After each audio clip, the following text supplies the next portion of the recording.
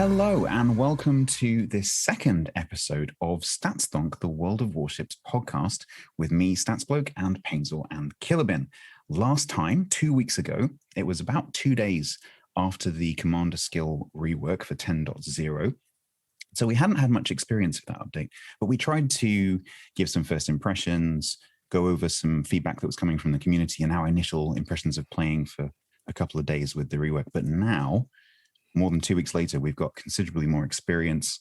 We've been watching what's going on with the game. We've been listening more to the community, answering questions. And so we feel like it's a good time to revisit. So that's exactly what we're going to do. We asked you guys to submit questions via Discord, which you have done in droves. We've got plenty of questions to answer. So we're going to be going through mostly answering your questions to guide this conversation. Also, Painezor's done a little bit of number crunching, so we'll probably be throwing a bit of numerical stuff in there as well. So that's the basic plan. Now, last time, this podcast went a little bit long. So we went for about 2 hours, 20 minutes. We'll try and cut that down just a little bit. So it's not too long. We'll try to aim for somewhere around 90 minutes, maybe. Can't guarantee that, obviously. But we'll try and stick to it. Also, I'd just like to note that if you're listening to this on YouTube, you can now switch over to several podcast platforms. So if you've just started listening on YouTube and you'd like an easier listening experience, you can now get this podcast on places like Spotify and Amazon Music and a few other places I'm working on as well. So you can just search for StatsThonk on those platforms and you should be able to find it. You can also find it on Podbean at stats.podbean.com. Okay, time to introduce my co-hosts as usual, Painezor and Killerbin. Hello, Painezor. Hello. And hello, Killerbin. Good afternoon.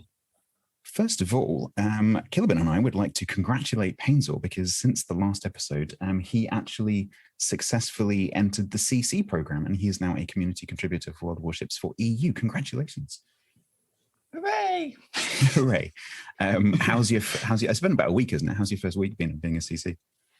I'm discovering all where you hide all the things. You know, there's there's that room with all the things that we don't talk about, and then there's the other room with the other things that we definitely don't talk about. Definitely don't talk about those. Yeah. And also, it's probably worth noting actually that it's also your birthday coming up soon, and so anyone joining Painezor on his birthday on Thursday, if you're listening to this on approximately the 8th of February, which will be Monday, probably when we get this up, it'll be his birthday on Thursday, and you can go and join him on his stream because there might be some celebrations. Monday's the 7th. Monday's the 7th. No, today's the 7th. I'm literally looking at the calendar right now, and it's the 7th of February. 8th. Monday's the 8th, which is what I just said. Hang on a second. Have I got my birthday wrong? No. I've got your birthday wrong. I know exactly what day my birthday is, but like... Okay. I failed at the maths. Okay. It's like I thought. Anyway, so you did the maths wrong, and you're the one with the massive spreadsheet full of data. Yes. That does not bode well. We should probably add a caveat that if you are going to quote the stats that we quote in this podcast, you should probably go and check them yourself. Just saying. Okay, let's kick off with the first section. So what I'd like to do first, I think, is we've had 2 weeks of experience of the commander skill rework. Now we've been experimenting with builds and whatnot, and it's been really nice to have the free resets on the skills for the last couple of weeks. So we've been able to experiment a little bit. I do actually wonder, as a little footnote, whether that is creeping into the data a little bit in terms of people doing things they wouldn't normally do because they can. But we've got a couple of weeks of experience. And so first of all, I'd like each of us just to say what we think and what our impressions are of the last couple of weeks. So I've voluntold Killerbin to start, so I'm over to you. Oh, well, yes. I feel in the roles that I tend to play in the team, I just noticed that a lot of battleships are a lot more passive and destroyers are a lot more suicidal, which has been causing more snowball matches in my experience of late. And it's very difficult for the team that has those more aggressive DDs to recover. And there's been several matches of late where we've lost because a destroyer's charge died, and it seems to be more difficult to try and pull it back, given what the teams do now. Do you think you've seen a change in your performance? I think my average damage is down a bit, but I think my win rate's holding as it were. But I think that's because if you're in the team that's aggressive and takes the initiative and grabs the caps, because the enemy team seems default response is to now just run, average damage is going down because you're losing opportunities to do damage. And we can talk about whether the data supports that maybe a little bit later, because Paints has done quite a lot of pulling from the API, like via maple syrup, so we might be able to actually corroborate that later. Anything else for the last 2 weeks? No, not really. It seems to be my main feeling regarding everything. How have you found actually like going through the task of building your commanders? Is that something now that you're getting into the swing of, or is it something you've found difficult? For the ships I actively play, I have a set build now for the sort of kiting cruiser, your battleship. So the new skills I've sort of settled into a routine. I know what goes on a 19-point build. I know what goes on a 21-point build. And that's about it. Yeah, I get the impression a lot of people are in that kind of boat where they're just starting to become familiar with the builds that they play most often. So that makes sense. Okay. Paints, what was your summary of the last couple of weeks been? Again, much in the way of passivity to the point where it's kind of frustrating. The reason I think you're seeing more quote-unquote suicidal destroyers is because they're getting bored. They'll go into the cap and then they'll think, oh, okay, I've got the cap now. What do I do? I need to go do some damage. Let me go sail towards the nearest battleship and try to torpedo it. That battleship is currently 15 kilometers away, so he has to go a lot deeper than he previously would have, and he's going to have less support. So, it's basically the point of contact for destroyers rolling each other is now, you're going to be much deeper into the enemy team if you venture out than you would have previously been relative to your own team's positioning. So it might look slightly more suicidal. I see what he means by that. But for the most part, it's just a massive passiveness that's taken over the game. Okay. So, and how have you found, so the same question I asked Killerbin, so how have you found the whole sort of building process, respecing process?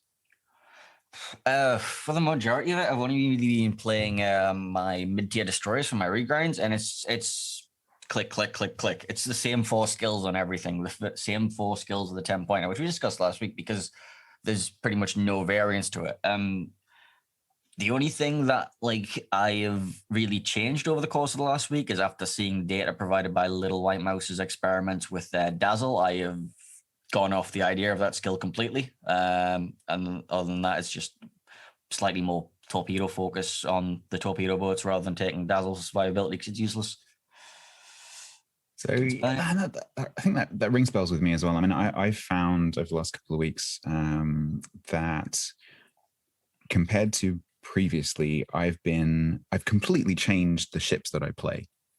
Because before I would be playing quite a lot of variety, especially if the 3 of us are playing in divisions. I'd be like, oh, I'll play Wichita. I'll play, now I'll play Baji. Now I'll play this. Now I'll play that. And quite a lot of premium ships. That has completely changed. I'm almost exclusively, apart from ranked, where I was simply playing Benham. I'll come back to that in a second. I've been almost exclusively playing tech tree ships because I cannot be bothered to move the commanders around. So I've just been, basically, I've spec'd maybe 5 or 6 ships. I'm happy with those builds-ish. And so those are the ships that I've been playing because I happen to be regrinding them. So playing them is actually achieving something. And I haven't, when people come into chat and they say, oh, can you play a, insert name of premium ship or whatever, I basically just saying no. And the reason behind the no is I cannot be bothered to move a commander and figure out what the build should be because I've already got a bunch of ships that I can play. I can achieve something playing them. I can do the directives. I can do my regrinds. And so the ships that I play has completely changed. And then the reason that I stuck to Benham in ranked was because when I got to silver was because again, it's the one ship that I've got a build that I'm happy with. I know it works. I know I can play it, and I can't be bothered to try to make any other builds. So this theme that I was talking about last week with me, like, it's a bunch of admin that I can't be bothered with, has just continued. And like, someone asked me a question the other day on stream, like, what do you think of the rework? And I said, well, my overriding feeling right now is I don't really have an opinion about the skills, because my feelings about the admin involved in doing it massively overrides any feelings that I have about the skills themselves or the meta change or anything like that. But I have enjoyed playing the game. We've had a few sessions where actually I've had a lot of fun. So that's a good question for both of you. So are you still, or like relatively compared to before the update, are you still enjoying the game? Yes. Good. Pains? But mainly because I'm looking forward to the return of clan battles in an interesting season which won't have the omnipresence of the carrier. Sure. Okay. For the most part, I've had to make a bit of an adjustment mentally from like my previous like goals were I want to just do all the research bureau stuff. But now that I've hit CC, it's kind of just like, right, I've beaten the game. Okay, now I need to reassess everything. Yeah. But so you can't get those ships, so you still have to complete them. Yeah, but the thing is, I now have 1 billion free XP that I can use passively on whatever I want because I get the free XP stuff, and I was saving all that. Yeah, I think the fact that you've become a CC during this time as well has just added to the complication, because I remember going through that transition where you're like, oh, what do I do now?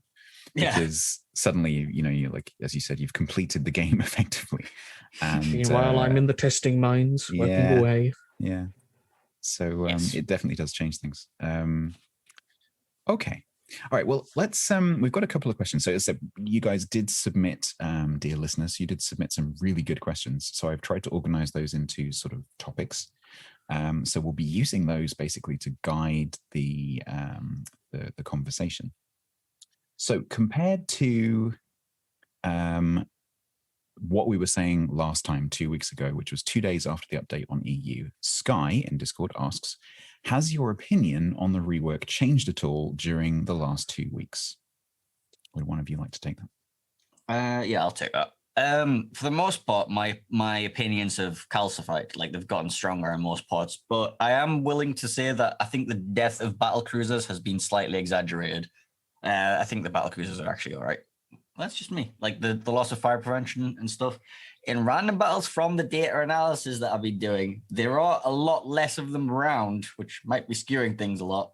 But so to be clear, still out there. To be clear, you're talking about the sort of 305, 310 millimeter, like Alaska and so on. Yeah. Alaska's fallen off slightly harder than the rest, but Siegfried, Aegea, that kind of ones, they're all right from what I've seen. Which interesting. Yeah, which is what everybody was saying. Oh, battlecruisers are dead. Like there was people in the World of Warships Twitch chats in, fix Siegfried, refund, blah blah blah, whatever. Like I think they might be overreacting. I think Siegfried's still fine. Community overacting. So I've played Siegfried. I think I've played Alaska a little bit. They seemed fine to me. Azuma, Yoshino seemed fine to me. I think you have to. So one theme that goes through this, I think, is especially now that we've got a little bit more choice. We'll probably maybe talk about choice a little bit later, but now you've got a little bit more choice in your builds, and obviously the skills themselves have changed significantly for some classes, particularly cruisers. I think you have to play very much bearing in mind what build you have. I think the old builds were a bit more set it and forget it. Because you would just set the build according to your play style and then play. Whereas now you've got these, especially the conditional skills, you have to remember that you have that conditional skill because you might want to position and play slightly differently to maximize that skill. And I think that comes into it a little bit where people are maybe a bit like when the carrier rework came and everyone's like, oh, you can't possibly play a destroyer under the carrier meta, because people are just stubbornly doing what they always did. And I think there's a tiny bit of, well, maybe not even a tiny bit, there's a quite large chunk of that going on, I think, where people are just being a bit stubborn, maybe. And I think confirmation bias is a massive issue. And also the whole echo chamber thing with certain opinions being voiced and then just repeated without any thought. I think that's a bit of a problem as well. I'm not saying necessarily that everything that's going around is not true, but I think it needs careful consideration when you hear things like that. Yes. I'd say that my opinion on it is that it's my original opinion is still as it is that it was a good idea implemented badly. And certain elements have been taken way out of proportion. And the overall reception has therefore led to a more extremist viewpoint of it. Yes. Yeah, I think the conclusion that I've come to is that the effect that the community and and we'll talk about this a bit later, there's a couple of specific questions around this, but I think the effect that the community has had on itself and on the way that the players play the game that's had a much bigger effect by an order of magnitude than the skills themselves, I think. I think that people are playing the way they're playing because they've heard that's how you have to play now. And I don't think that's necessarily true. So psychology, I think, is an interesting part of this. Okay, so I think that's a good place to segue into the next question, which is just basically a yes answer, which is Murphy's Life asks, will Painezor's new data analysis hobby be covered in the next episode, which is this episode? The answer is yes. I'll do a brief sprinkling here and there. Yeah. If you're interested in what Painezor's been doing, he's actually been posting it in my Discord, and I guess his Discord a little bit as well.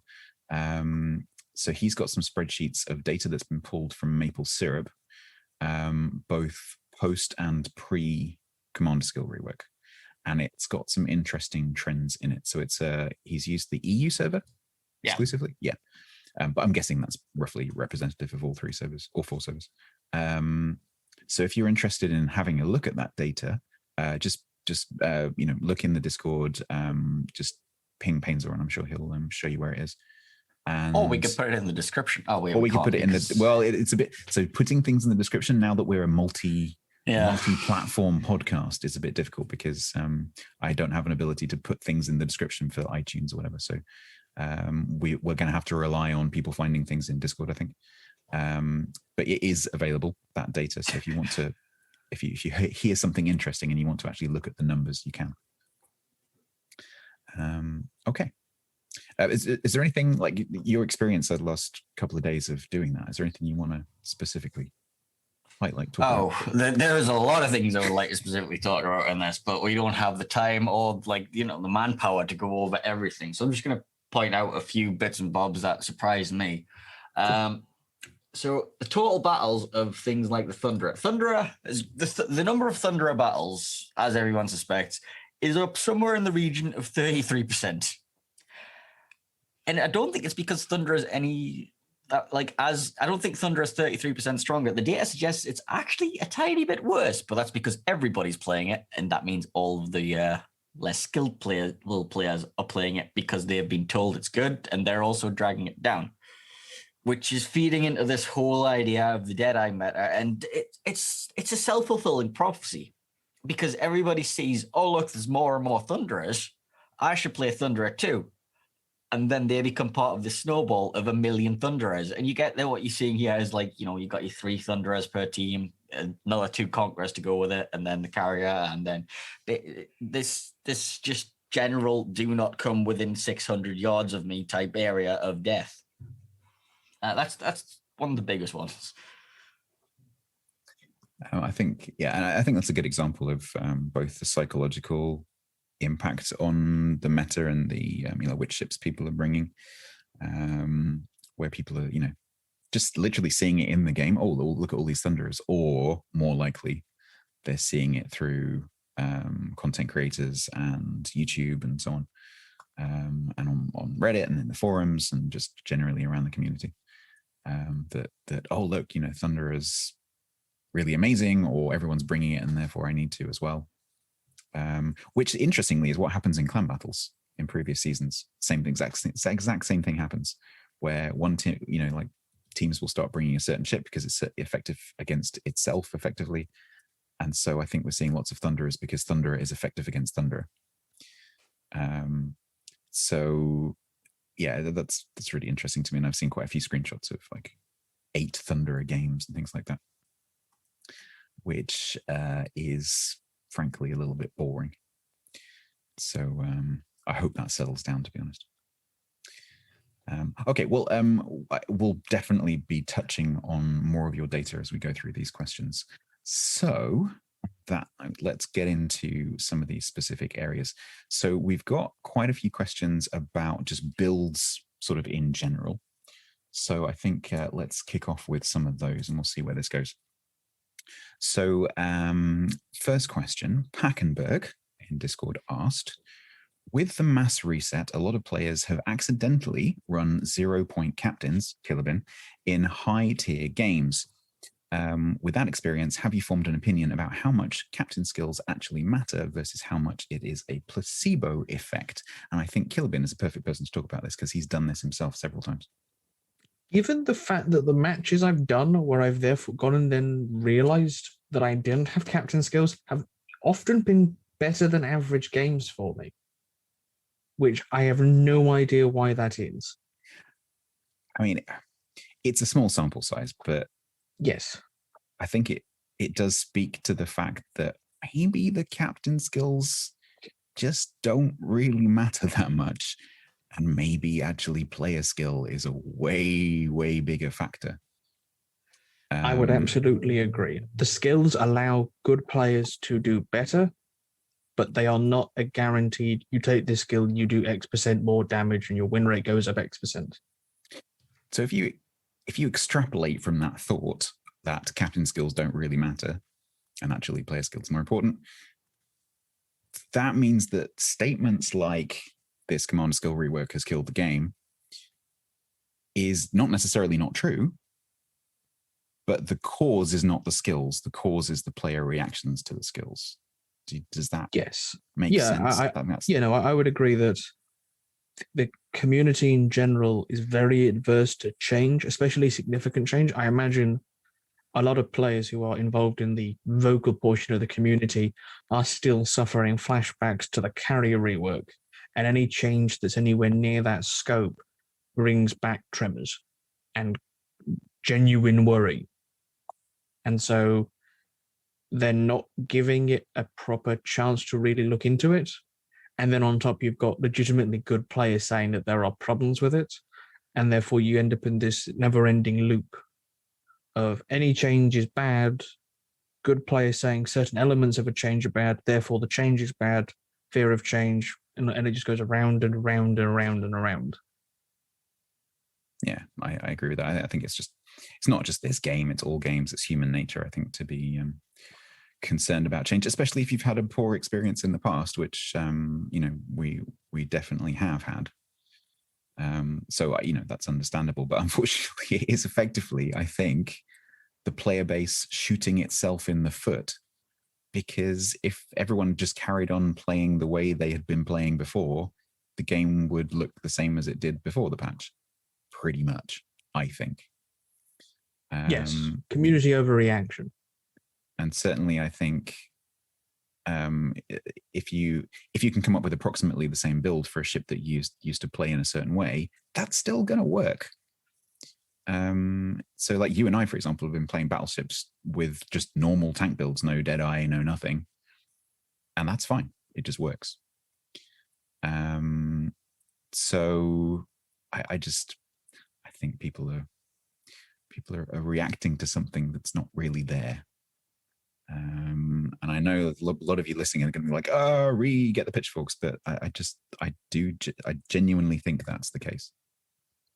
That this is mostly psychological and actually doesn't have that much to do with the actual skills.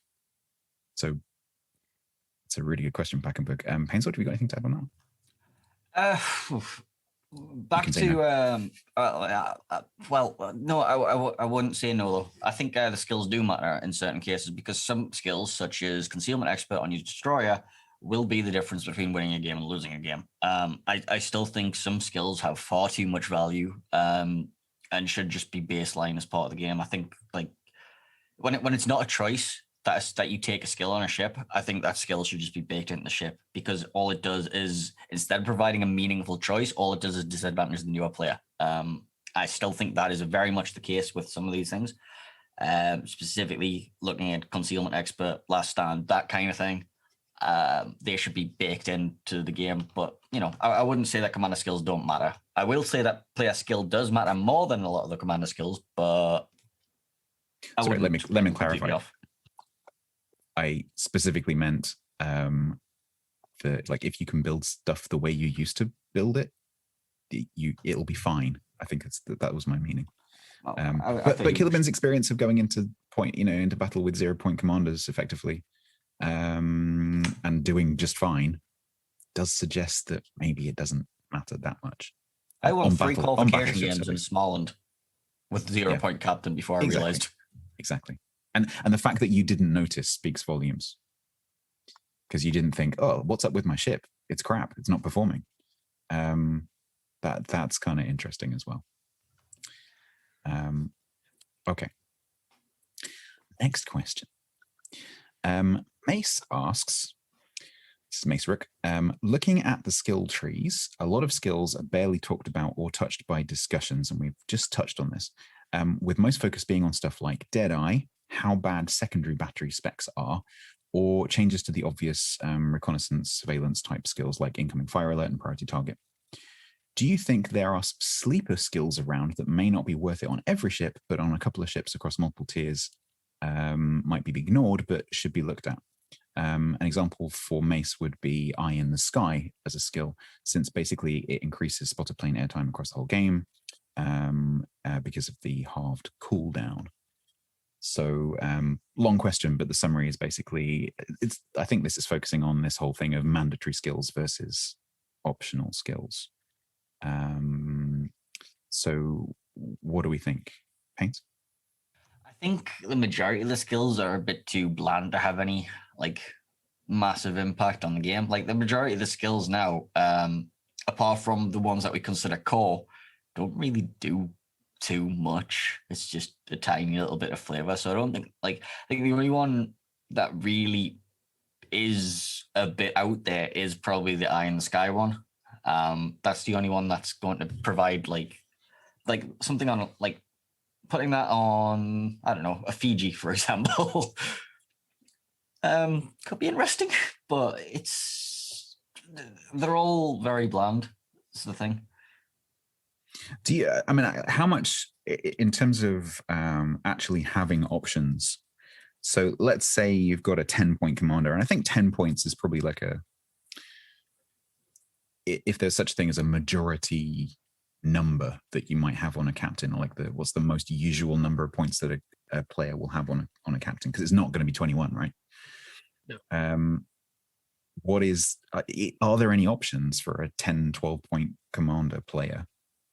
I think that's a good question, because most players are not going to have 21-point captains, at least for a long time. Killerbin, what do you think? I'm not really. I think I'm mainly echoing feeling-wise what Painezor said, but most of the skills are sort of just kind of there. And other than the sort of mandatory 10-point destroyer build, there isn't really that much out there, really, I would say. I mean, yeah, some people might disagree, but certainly, in terms of destroyer builds, certainly, unless it's some very specific examples, pretty much. Now we came up with this numbering system on my stream, which I think works pretty well for talking about the skills verbally, where number, the first number is the row and the second number is the column. So just so that you can make it easy to refer to. So for a destroyer, a 10-point destroyer, for example, you're probably going to take 1.6, 2.6, 3.6, and 4.5. So PM, last stand, survivability, and concealment. That's your 10-point destroyer build, your basic template. there's no options there. You have to take those skills unless it's a very specific destroyer that's going to do something slightly different. But for the most of them, it's going to be that. For battleships, probably most people are going to build a tank. Well, actually, I say that. Most people are going to build a tank build. Are they, though? I don't know. And this is one thing I wish we had. So when you're looking at the data from Maple Syrup, one of the things that I wish we had in the API was the ability to compare builds. So what does a person taking Deadeye, how does that compare to someone taking a tank build? A pure tank build? That I would love to see that data. Yeah, because it would show like how many people are actually running Deadeye. I would love to see that is built into the UI. Hold tab, see everybody's builds. But yeah. The other thing I would love to be able to see is how. So basically, draw a bell curve of average damage versus win rate, and then do the same thing for a Deadeye and a non-Deadeye build. Because I would like to know whether Deadeye, because I have this theory that Deadeye, we can talk about Deadeye later, but I have this theory that Deadeye actually hurts bad players. Yes, because it makes you better at missing, basically. So anyway, we can talk about Deadeye later. So Mace, it's kind of a difficult one to answer, to be honest. I think there are sleeper skills for some ships, but honestly, I don't think we know what they are yet. I'm sure everyone listening can probably think of one or two for a ship that they play regularly that might be a bit of an oddball ship. It's like their little secret sauce thing right now. I don't have any of those I can think of. But Eye in the Sky is a pretty good example of that. So unless you two have got any secret sauce skills that you take, I don't think we've got an answer for that. No, I haven't come across anything that I think works really well on a specific ship yet. The only things I can think of is when there's a couple of like cruiser skills, the brawling ones, where you require to have teammates outside of your range, and the only time I see them being useful is in a clan battle environment where you can specifically make it so that is. But even then, it's going to be iffy and weird and stuff. That's the only ones that I see any weird usage out of is the active skills, and yeah. And we'll come back to clan battles a little bit later, hopefully. Okay, let's move on from that question, because I think we're still in the stage at the moment of just still coming up with our basic template builds. So we don't really have an answer for that one right now. Okay, the next question comes from Luis, who asks, one of Wargaming's objectives with this Commander rework was to create more build options for all classes. After 2 weeks, we can see that with destroyers and cruisers, they've achieved this. But on the other hand, battleships, it seems to be that this is not the case. So you don't have options. So why do you believe that with cruisers and destroyers, they've achieved their goal, with battleships they haven't? I'd like to point out that that's Luis's opinion, and we will now give our opinion. Yeah, everyone talks at once. Killerbin. I'm going to say I somewhat agree with his view. I think with destroyers, they have allowed there's the possibility of a build for each of the destroyer styles. Cruisers, less so, because you cannot make cruisers as tanky as they used to be in some respects. But my main opinion on it is that the path of least resistance for the battleship is stealth Deadeye, whereas to go tank or secondary brawler requires a much higher investment of points, and is then directly countered by the Deadeye ship. So the way that the investment of points means a lot of players are leaning towards one specific build in battleships, and overall it's giving the opinion that way of doing it is the only way. Okay, Painz? I would like to counter that by saying he said that there was an increase in the number of available skill builds for destroyers. Pre-rework, you had 2 builds. You had gunboat build, you had torpedo build. Currently, there are still 2 builds, gunboat build and torpedo build. And you can't start building into either one until you have your 10-point skill down. And the skills available, like, it's it's not a choice. It is, what ship am I in? Okay, I have to take the torpedo ones because this is a torpedo-focused ship. It's not really that you have more meaningful choice by any stretch of the imagination. So I would disagree that there are more builds now than there were before the patch. It's still mandatory. And I think my position is somewhere between the two. So my experience is that I think battleships do have a little bit of choice. But it gets the kind of same as what Painezor just said with the destroyers. Like, what ship am I in, and therefore what build should I have? And that is a position that I think Wargaming should have tried to avoid, where it's a case of there's an optimum build for a particular ship. That should not be the case. They should have tried to come up with agnostic skills that flavor the ship depending on how the player wants to play it, rather than just boosting the ship's natural whatever it is. So boosting its brawling ability if it's a brawling ship, boosting its sniping ability if it's a sniping ship. Because why would you, if you want to play a brawler, why would you not play a brawler? Although the counter to that might be, actually now, if you are playing a brawling type battleship, taking Deadeye, for example, so that you can make the first few volleys actually effective, actually might be a thing. I've heard quite a few very experienced players recently saying, actually, you know what, on like Kurfürst and Freddy and things like that, taking Deadeye actually works, because it means that you're opening a couple of volleys as you watch the cruisers moving across the map into position. Actually, you can actually hit them. It's kind of, there is an argument that is useful, because in a match you only get to fire maybe 30 volleys. I think it makes, on the German battleships, because it's a 10% boost, they get a larger boost. Yeah, exactly. So on the less accurate, which is why I think Painezor noticed in some of his data, I think that Roma's play number of games has skyrocketed. Well, that's a very specific example fueled by content creation, which we'll get back to later. But yeah, I think that there is some choice in the battleships, but it does kind of depend on which ship you're playing. But generally, the problem, it is a lot easier to go for Deadeye in terms of point investment. Yeah, exactly.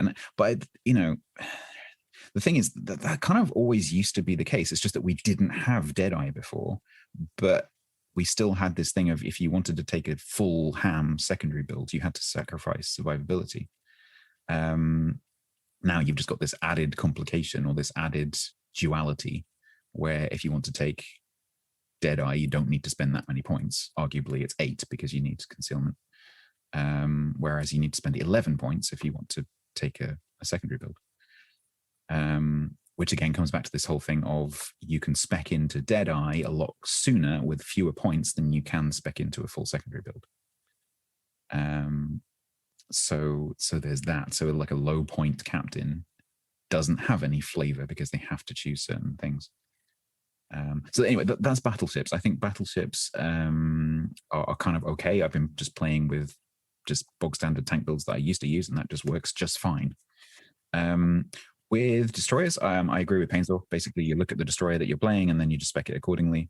There is a little bit of room for maneuver. If, like, for some of the jack of all trades type ships, you could give it a torpedo leaning or a gun leaning if you wanted to do that. But generally speaking, you just spec it according to the ship that you're playing. With the carriers, and I'm intentionally leaving cruisers to last. With the carriers, I actually kind of like the carrier table now, because they're, like, before we didn't have that many carrier related skills, and now actually we've got an entire table of them. So it does actually, I think, give you some choice. And I think this class actually has the most choice now out of all the classes. But there are still, like, there are skills which are specific to a certain carrier, and I don't think that's a good thing, because again, it's, if you're in this ship, you have to take this skill, and I don't think that should ever be a thing. And then cruisers, honestly, on stream, now I'm not a massive cruiser player, but honestly on stream, I like the other classes, I sit there going, well, you know, I have to take this, and that, and the other, and I feel like I'm running out of points. Whereas in the cruisers, I always feel like I've got too many points and I don't know what to spend them on, because I feel like the cruisers actually have some genuine choice. And do either of you disagree with me? Yeah, I got lost halfway through. Did you like that started out being about carriers and then went on to being about cruisers? I got lost halfway through. Sorry, I apologize. I probably switched too quickly. So carriers, I think, have a lot of choice.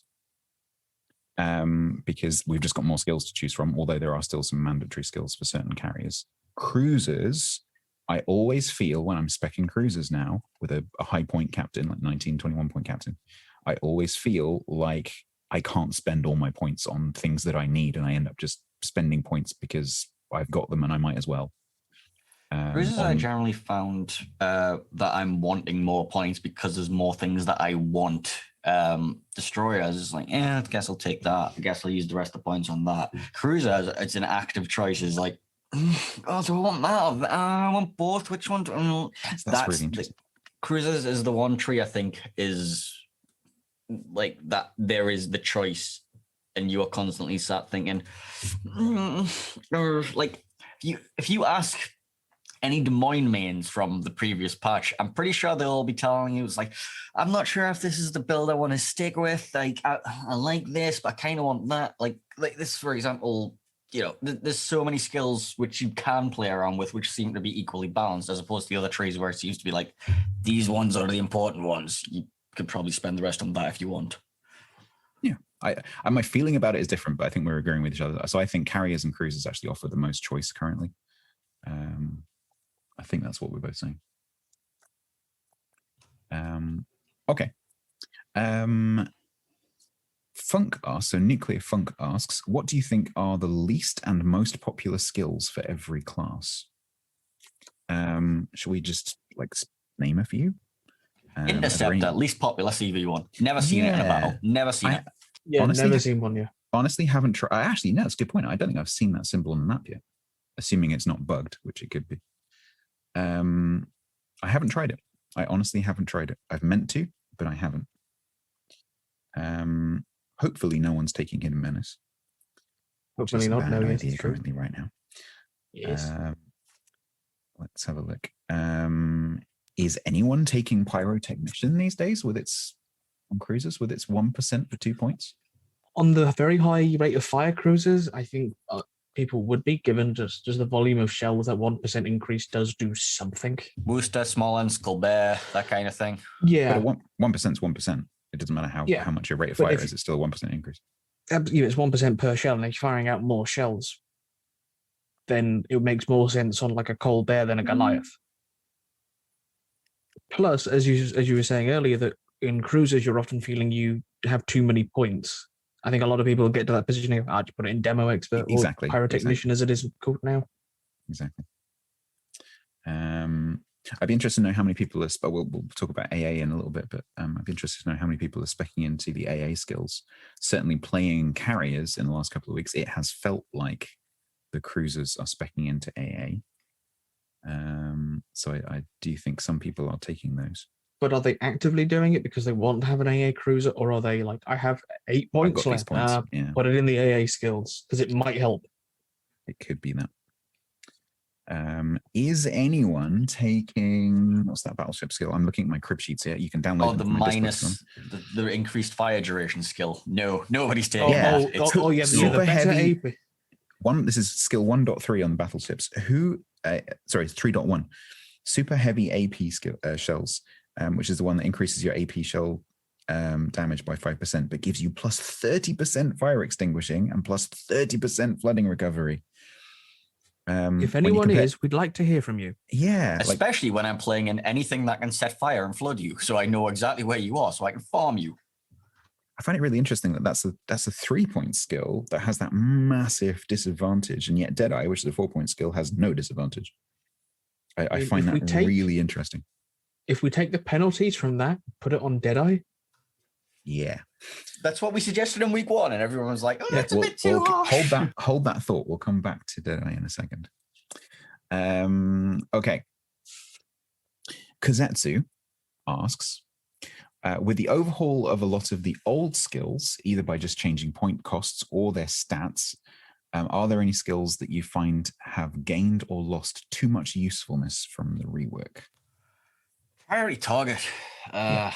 The value of that. It's specifically for destroyers, who is the one that needs that information the most, because they're the ones that are supposed to be the reconnaissance for the team. If you're the first one spotted in a destroyer, everything is going to be aiming at you. Everything. So it tells you how many people are aiming at you. It's like, can I disengage now? Yeah, it gives you you need to disengage now kind of emergency.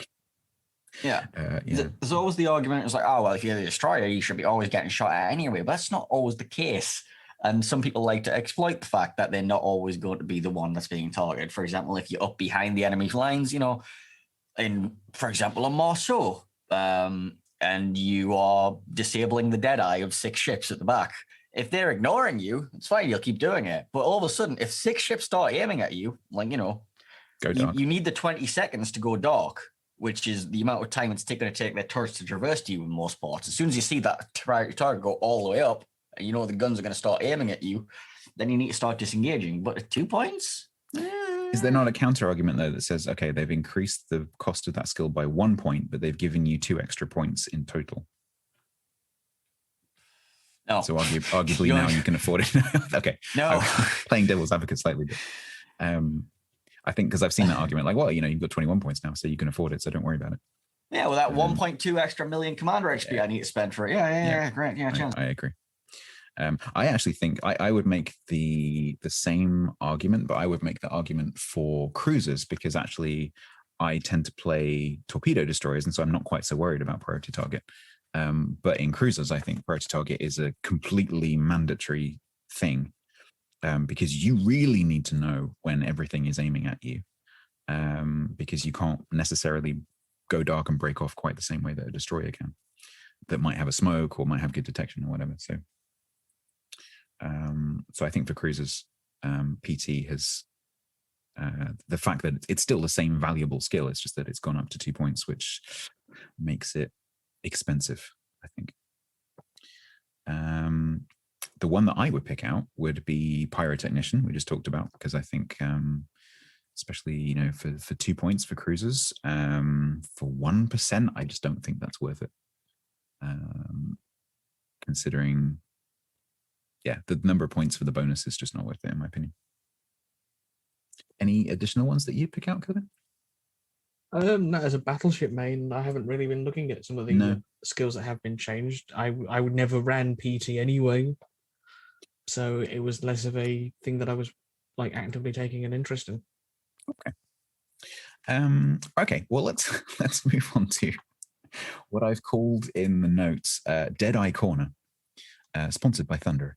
So we're going to talk about Deadeye first. We've got a few questions specifically about Deadeye, or like circulating around Deadeye. So the first one is RS Templar 103 in Discord asks, do you think that the Deadeye skill will get a nerf or some sort of trade-off for taking it? So maybe longer reload or turret traverse or something like that, since it's essentially increasing damage and most other damage increasing skills have a trade-off. Painezor, do you want to? Okay.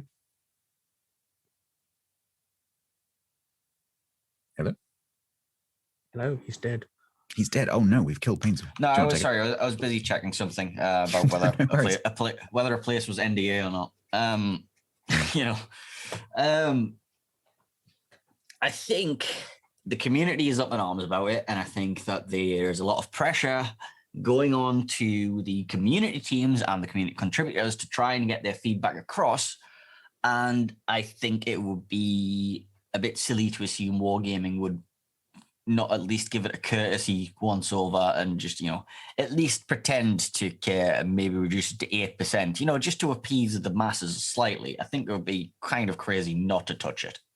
So bearing in mind that you've been doing a lot of looking at the figures and sort of trying to get some trends, I know that Wargaming are very data driven in terms of the way that they balance the game. So they've got trackers. I mean, people joke about the spreadsheet. It's not a spreadsheet. It's actually a very complex set of tracking stuff, but they call it the dashboard. And they track all sorts of things, and they compare players to themselves across different ships. And it's quite sophisticated. So is there anything coming out of the trends that you've seen in your data set that might lead Wargaming to decide that Deadeye needs some kind of nerf counteraction? I'll tell you what, we'll just go over the hit rates for some of the tier 10 battleships, the changes in hit rates. Conqueror up 4.53%. Thunderer up 3.99% hit rate. ERP Yamato and Yamato, they're both way up as well. Like, basically, there's an increase in hit rates across the board for the sniping battleships, so there is strength to it. Conversely, hit rates are down for the borrowing battleships, so it's definitely effective. Average damage is also up for all the snipers as well. That's interesting. Let's just speak on that. So why would the brawling battleships have a lower hit rate? Are they being killed by the Deadeye battleships before they get close? Did you look at survivability? I did look at survivability. Which ship would you let you know about first? Ohio. Yeah. Ohio down 6% survival rate. Conqueror up 7% survival rate. It's just general. You'll see the same kind of trends across all the brawling battleships. Okay. Their survivability rate's down. All the snipers is going up because they're just hanging further back. So Killerbin's theory there of maybe they're dying further back could be the case. But I think you need to be careful. And I think I would go along with the same thing. But I think you need to be careful that obviously with a commander skill rework, there might now be people playing those brawling battleships who didn't play them before because they're like, oh, cool, new skills, let's have a go because I used to play it as a tank and now we've got free resets, so I'm just going to try it. I mean, hell, I've tried like secondary Slava since the rework, so it's just people are just mucking around because they can. So that might have an impact on it. But I think I agree with Killerbin. I think certainly in the matches where there's been a lot of snipers and maybe like one brawler on each side, if the brawler pushes, it dies. I mean, it's as simple as that. Because suddenly it's at the front, it's visible, and it can't hit back. And I think that's a massive issue that compounds the whole problem with all the skills for those ships being expensive as well. So yeah, that's pretty interesting, really. So do you think, because Wargaming are looking at ultimately the same data, do you think that's enough for them to think, maybe we should do something? Without community pressure, no. But with community pressure, I think they kind of might get forced into it. Otherwise, I don't know, because we don't know what the internal deliberations of the team are. And if the team want more aggressive gameplay because it's more interesting, and they're seeing that there's been this massive reverse towards passivity, and it's not in line with their vision for the game, then they may take actions internally irrelevant of what the community is saying. But we don't know what's going on in the studio. So we had a theory last week that maybe Wargaming listened more to the Russian language community because they're a Russian-speaking company. And so we tried to find out a little bit about what the mood is in that in the CIS server. And it like the players that we know on that server seem to be suggesting that it's pretty much the same as it is outside the CIS server. People complaining about pacifity and like sniping builds being really strong. So it seems to be that the community opinion, at least the vocal part of the community, seems to be pretty much in alignment across all the servers. So in theory, Wargaming are hearing that message universally. And the data should, in theory, be showing them that that is true. The one thing I would really like to see is the heat maps. I know there's been a couple of things on Reddit, like community-made heat maps, but Wargaming absolutely have their own heat maps of all the maps. And so I would be very interested to see their pre- and post-rework heat map comparisons, because in theory, they should be seeing ships holding positions that are further back. And maybe seeing where the battleships die being a little bit further back as well. That would be very interesting to see.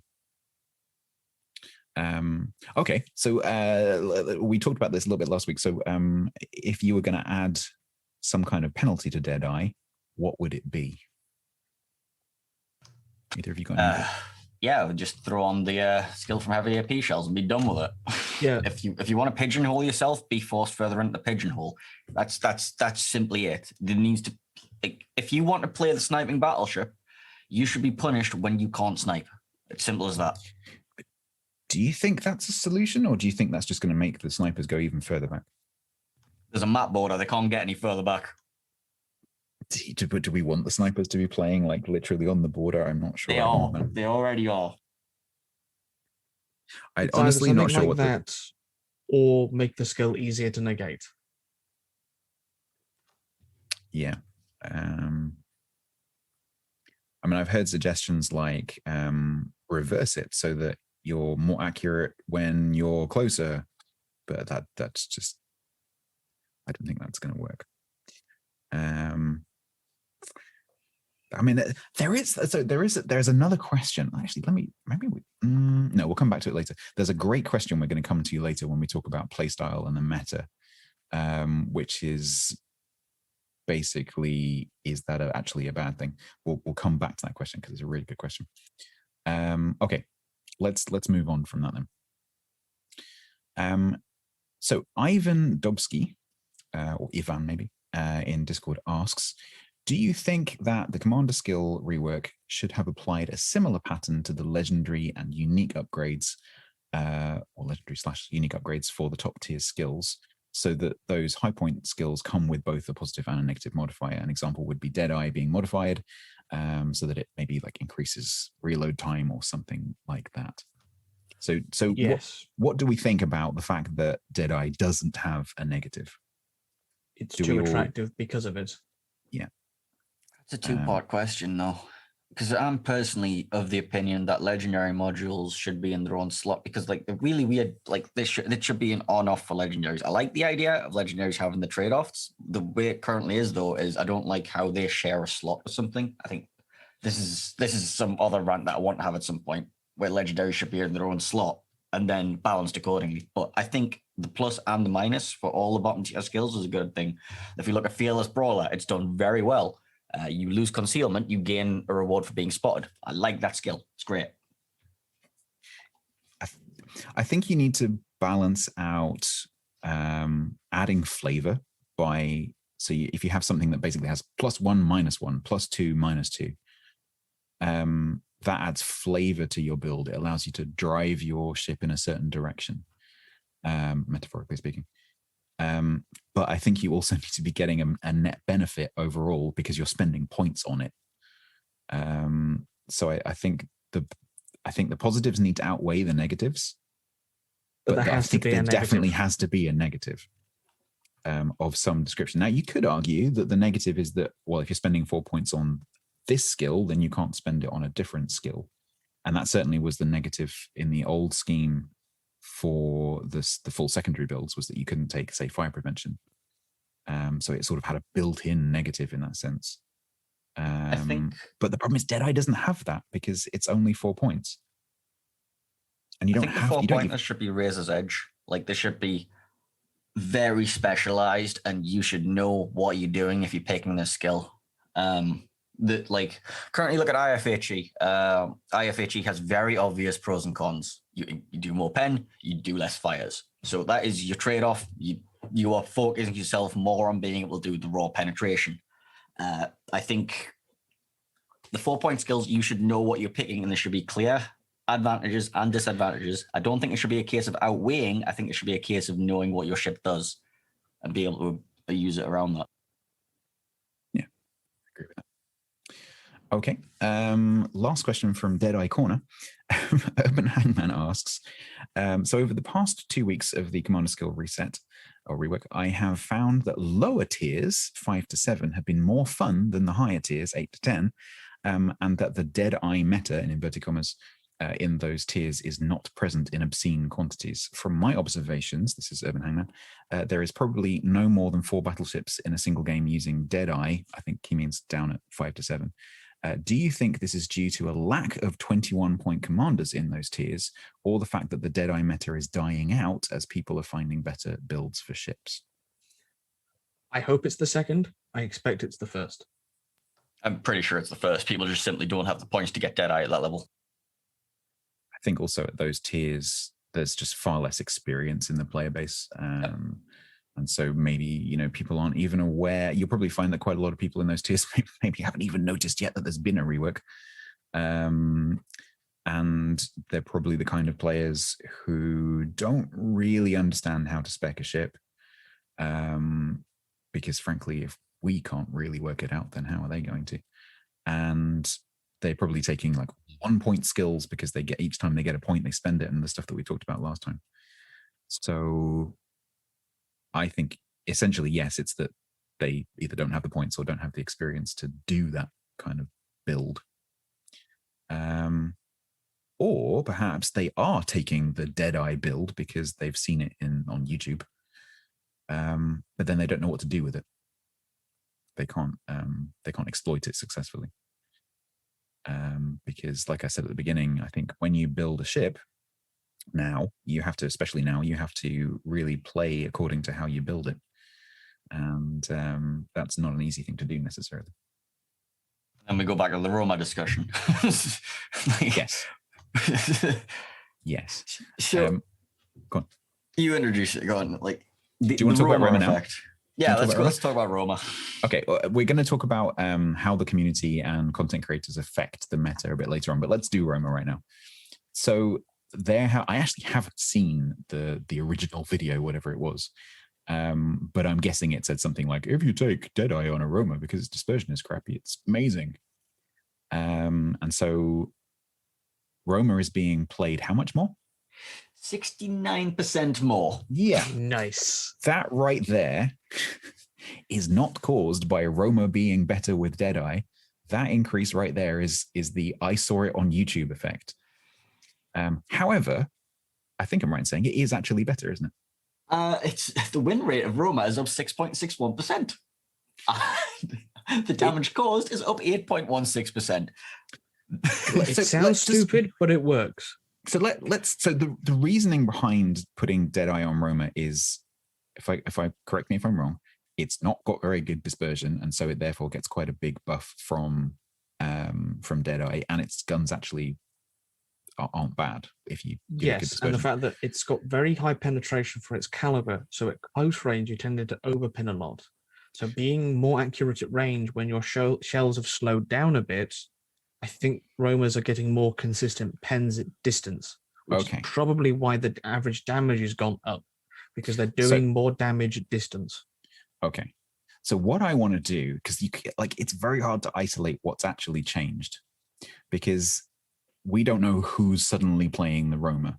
It could be, but because the video has gone out to the part of the community that watches videos, I'm guessing that part of the community has an above average win rate on average.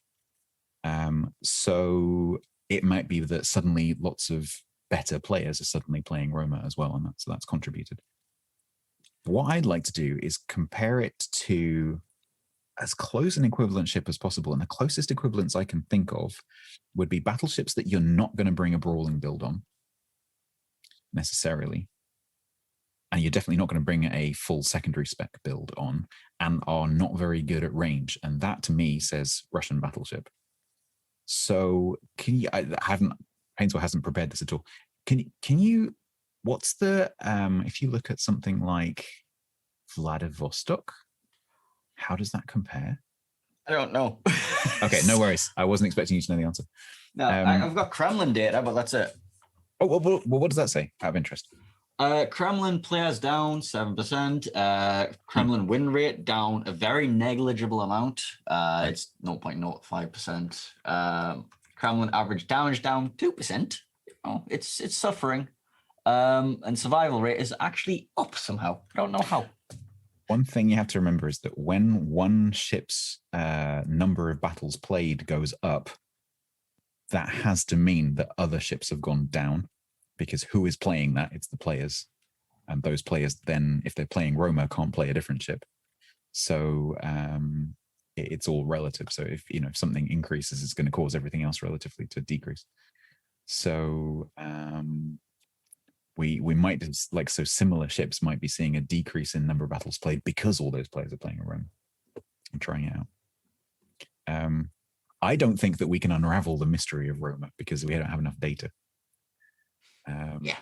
You always need more data because we just like looking at these summary statistics. We can't isolate the variables. That's the problem.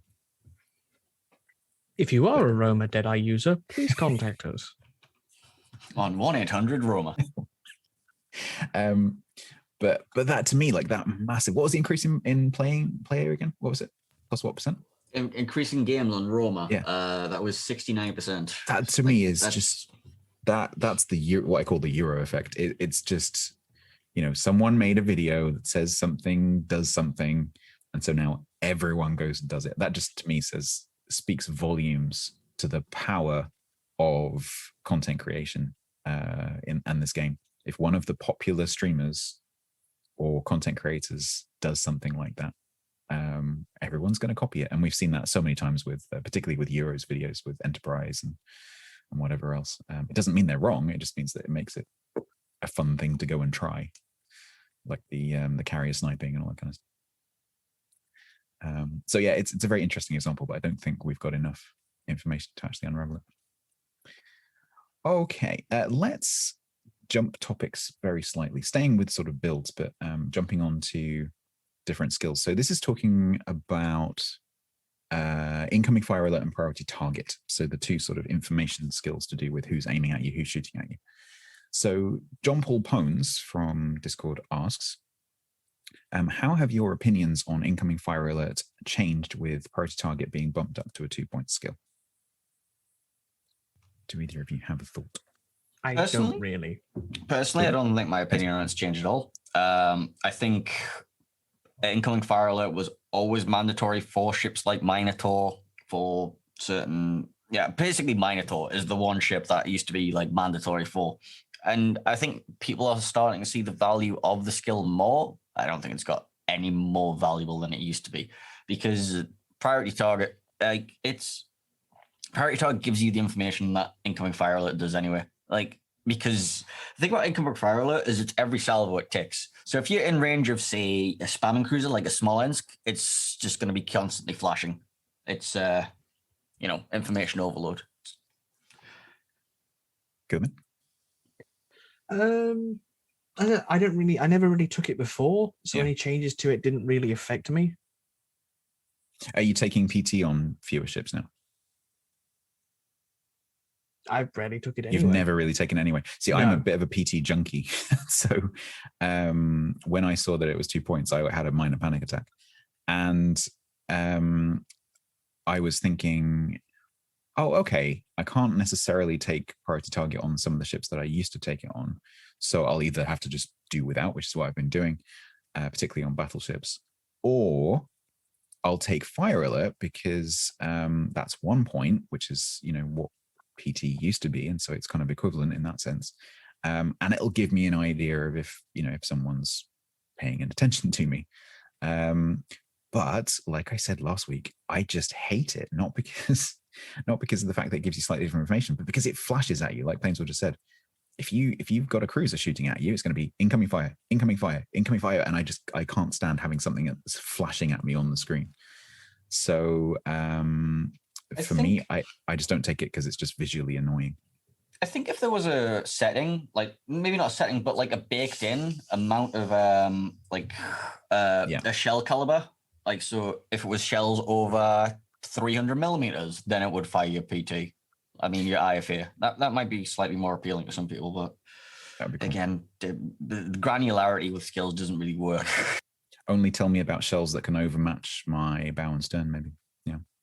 Yeah, that kind of thing. But then we'd have to teach people how to overmatch, what the overmatch values is, which is listed nowhere in game. And this goes back to new player experience, which we can do a topic on someday. And coming the same thing, in case anyone from Wargaming listens to this, something that I suggest with priority target is that when you take priority target, but you don't have anyone aiming at you, it should say 0 instead of nothing.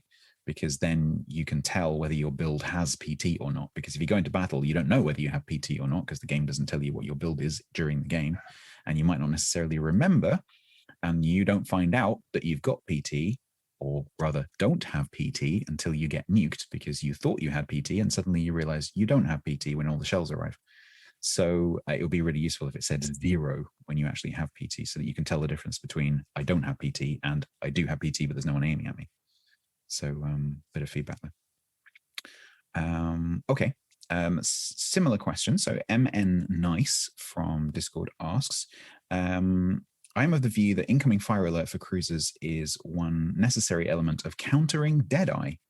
What other counters to Deadeye or any other new skills do you see with a focus on counters that have surprised you? I included this question just to see if either of you had anything interesting on that. No, I don't think I do, because I don't necessarily think the incoming fire alert is a counter to Deadeye. I think just general situational awareness is just a counter to being shot at in general. Yeah, I mean, the best counter I can think of to a Deadeye battleship is a carrier. Not that it negates the skill or anything, but because that battleship's so far back, chances are it's by itself, and therefore is easy for the carrier to kill. Especially so what you're saying is everyone should play carriers. I mean, if we want to rid the servers of the menace of Deadeye, everyone should play carriers. In a weird way, yes. Killerbin 2021. They're back on don't send hate mail, please. But no, just on the experience of playing in divisions with a carrier, the ability to at least distract the Deadeye battleship while you push, because they are under carrier attack, does seem to help in allowing the more brawly ships get up closer and therefore can fight them on more equal terms. I'm not saying, like I said, again, it all comes back to the fact that Deadeye is an issue, and Deadeye encourages a certain style of play that negatively impacts a lot of other ships. So carriers are they seem to help if, and I heavily stress this, if you can convince the carrier to do it. Because if a carrier is doing that, they're not doing all the other roles that carriers get flack for, like spotting and all that sort of stuff. So it's all a big mess. But from my own experience, that seems to have helped somewhat. I'm just looking at the skill tables, looking to see if there are actually any other skills that I would deem counterable. I don't think there really are. I mean, like outnumbered, for example, on the cruisers, which I saw a clip of Flamu. He said, why didn't they just call it like I screwed up? Because that's essentially what it is. It's the skill for when you screwed up. But like countering outnumbered would mean like not pushing a ship when it's on the weak flank, which just doesn't make sense. And I think there's a lot of examples like that where you just like, it doesn't make sense to talk about countering these skills because they're not really counterable. And Deadeye is really the only one that has that kind of aspect where it can be countered that I can see. I guess you could say you could counter the secondary build by not being anywhere near the ship with the secondary build. Yeah, no, I can't think of any, Sean. Thanks for the question, but I think Deadeye is the only one that you can really counter. Talking about that, I think there's a lot of misinformation going around. I don't know if you guys have seen it, but there's been a lot of people thinking that you can counter Deadeye by taking something like a Shimakaze, unspotted, and put it up next to the enemy battleships, and that somehow magically counters their Deadeye. Yes, I have also seen misinformation spread about Deadeye. I would prefer not to have a go at no, absolutely. I'm not singling anyone out in terms of content creators, but that information is going around. If you are listening to this and you're thinking what's wrong with that, just take note of the fact that Deadeye requires, in order to be countered or turned off, requires a spotted ship to be within the range, the concealment range. So it can't be something like a silent, dark Shimakaze floating around. It needs to be something like a shooting Marceau or something like that if you want to do that strategy. The thing about that is the Marceau, the Kavarosk, the Kleber, they're all actually performing quite poorly this patch, which surprised me because I thought, maybe like the gunboats would be able to counter the Deadeye, and maybe, but no, it actually just hurts the team. Do you think there's an aspect of, remember the carrier rework. Did I really just say remember when the carrier rework? Of course you remember when the carrier rework came out. But remember when the carrier rework came out, and suddenly overnight, almost every single destroyer that you would see would just completely ignore the entire battle and just charge across the map, or particularly go all the way around the edge of the map to go and kill the carrier. And that's now almost gone away, but for a couple of weeks, certainly at least, that was the only thing you ever saw. I think a lot of gunboat players, especially at the higher tiers, are trying to do that, and they're not very good at it, which is why they're failing. We certainly have come across, when we've been playing in divisions, we've come across a few very good players playing in Cabba and Marceau and Kleber and things like that, and actually making it work. But generally speaking, whenever I see those destroyers push, they don't do it very well and they end up dying. Which would probably explain that survivability win rate statistic. Yeah. I mean, it's always going to be the case when players who aren't used to doing a thing try to do a new thing. Initially, they're not going to be very good at it. Well, they were always about the high risk, high reward of the gunboats. But it's if you don't pay attention to the risk, like you were saying, like you need priority target, for example, if you're playing a gunboat, to know how many people are paying attention to you, so you know when to stop shooting. If you don't know that's a thing you need to do, then you're just going to end up getting nuked, because eventually they will get annoyed with you and shoot you. So what you're seeing in the data, I think, makes total sense from what I'm seeing in the games. Okay, let's move on to AA.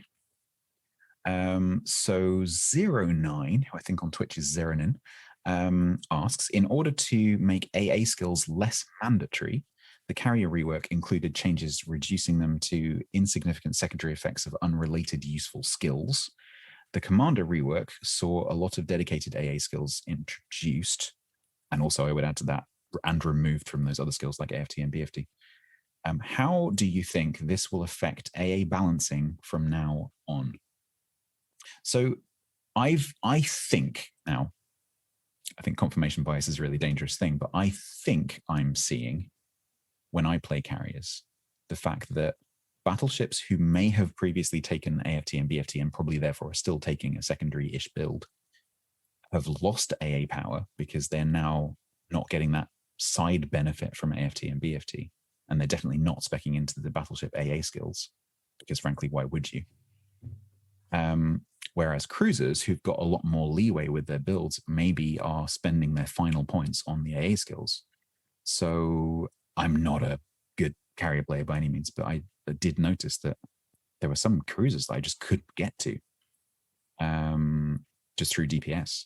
So what do you guys think? Do you think people have changed their builds at all with the AA? The thing is about that as well is you have to be remembering there are also more defensive skills available for the carriers now. We have the flak reduction. For what I've been seeing with the data, aircraft carrier damage is up across the board, which doesn't make much sense considering everything is further away. So like the time between attacks should theoretically be higher. Maybe all them all being spaced out means that there's less collective AA together. If everybody's, trying to stay at max range and just spreading out and flinging HE across the map. Possibly it could also be the fact that it's Thunderers and they're destroying each other's AA, which is something I've just thought of this second. You've got everybody's AAs just being completely knocked out and just giving the carriers free reign. It's a shame we can't see data about what shells are being fired, but presumably if people are playing more Conquerors and Thunderers and things like that, presumably the percentage of AP being fired by battleships has gone down significantly, because the kind of ships that would be slinging AP and the kind of players that would be playing them are not playing those ships. So that sounds reasonable to me. More spread out ships, easier to hit for the carriers, less AA being damaged, and therefore carriers are being more effective. That makes total sense to me. Yeah, I can certainly see that as a potential cause for the situation that we find ourselves in. I haven't really. Have you got number of battle statistics for the carriers? Are they up or down? Total battles for the FDR Hakuria Midway is up. for the others is down for Richtofen and Audacious, which is unsurprising considering I think Richtofen just received a nerf and Audacious is just rubbish. Yeah, they just lost its quirk because of the concealment changes to the carrier skills. Yeah, true. But then arguably so has Hakuryu. Yeah, but Hakuryu was making up for it with the flooding reduction and the increased AP penetration and all that kind of stuff. So I'm pretty sure Hakuryu is doing just fine. Fine. Yeah. So I mean, that balancing the commander skill rework is gonna have to include some AA balancing if it needs it. So that will definitely be one of the things that Wargaming have their eye on. But it's a very complex thing because, like we were just saying, if carriers are being more effective, why is it that they're being more effective? So you'd have to work that out. And it's not necessarily because of any changes with the skills. It could simply be because they're in different positions now. That maybe they're more spread out. Because before, if they were pushing up a little bit further, maybe they are inside the collective AA bubbles of the cruisers or the destroyers rather than being on their own. Well, the survival rates of all the carriers is actually going down. Like the carriers are dying more often, but the average damage that they're doing is putting up by a much larger factor. I wonder why. They're easy to spot. Yeah. They no longer have concealment expert. Oh, of course. And we all know. Yeah. And the moment the carrier gets spotted, everyone drops everything and tries to kill the carrier. I'm also wondering, to good use. Yes. I'm also wondering whether it's because the battleships are further back, assuming that is true. We don't know if that's true. It feels like it's true. If the battleships are further back, they're closer to their carrier, and so the enemy carrier is having to fly within visual range of your carrier in order to kill your battleships, and so it gets spotted, and that effect of just shoot the carrier comes in, and suddenly all the thunderers on the other team shoot the carrier.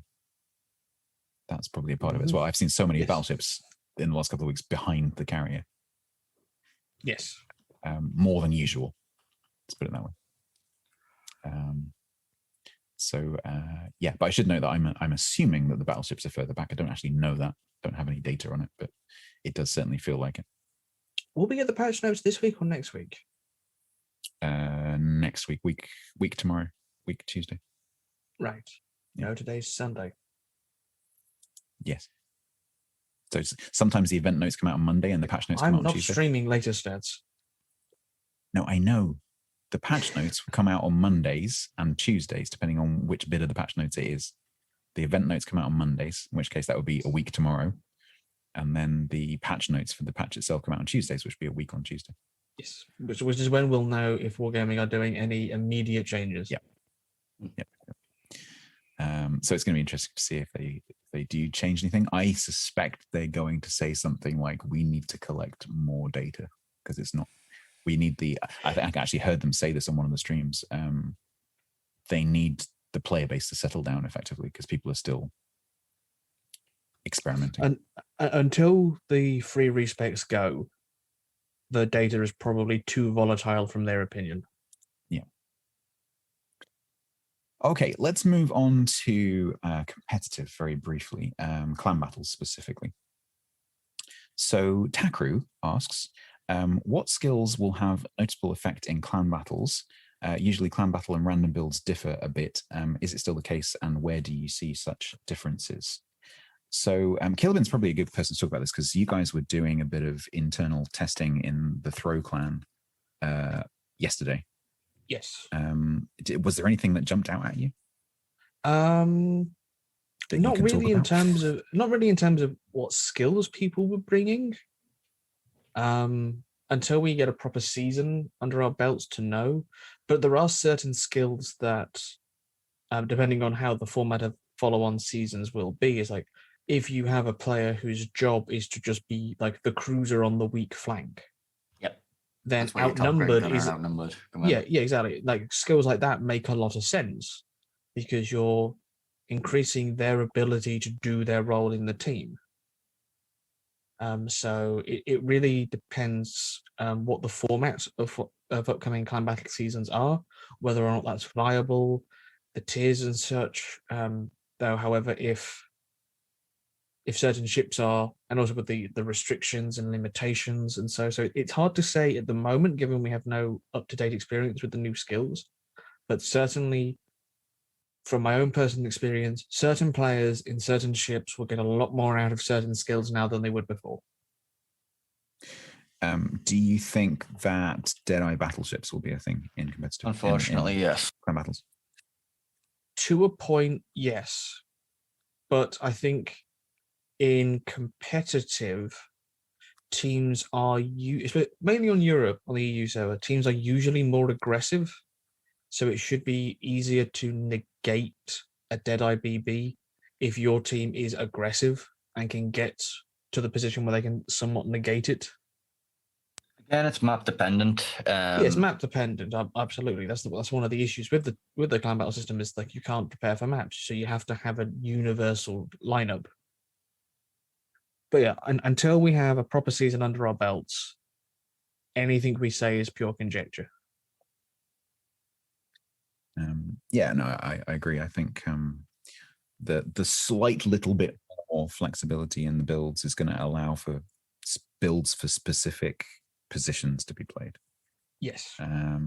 Particularly with the cruisers, which is interesting because it means then let's say you build a cruiser with outnumbered, and it the map just doesn't go that way, and that cruiser ends up being on the strong flank. Because there's no carriers in this season, so you didn't know which way the enemy team was going. Suddenly you've got a cruiser with a 4-point skill that it can't use. So that begs the question, do you risk that, or do you take a more generic 4-point skill that you know is always going to be useful? Do you put 3 Venezias together with top grade gunner and shoot penetration? Honestly, I think that's probably the way it's going to go. But then Wargaming have introduced this no community. You're not going to do that this time feature with their bans system. And we've yet to see how that's going to go. So absolutely. And also sort of tacking on to that, the closing of the door into the API that some of the community were using to calculate ship picks. Yeah. It's interesting that that's happened just before Wargaming will internally decide what ships to restrict. So just for those of you listening who don't know what that's about. So previously you might have seen after previous clan battle seasons, there have been reports produced by the community and actually by Wargaming as well sometimes of the distribution of ships in the previous season. So how many of each ship were played. The part of the API that can be interrogated to get that data has been removed, closed off, whatever. It's just not available anymore. And so those reports will no longer be possible. It's just very convenient timing. Yeah. But we'll have to wait and see what they do with this whole ban system. We're not entirely sure how it's going to work yet.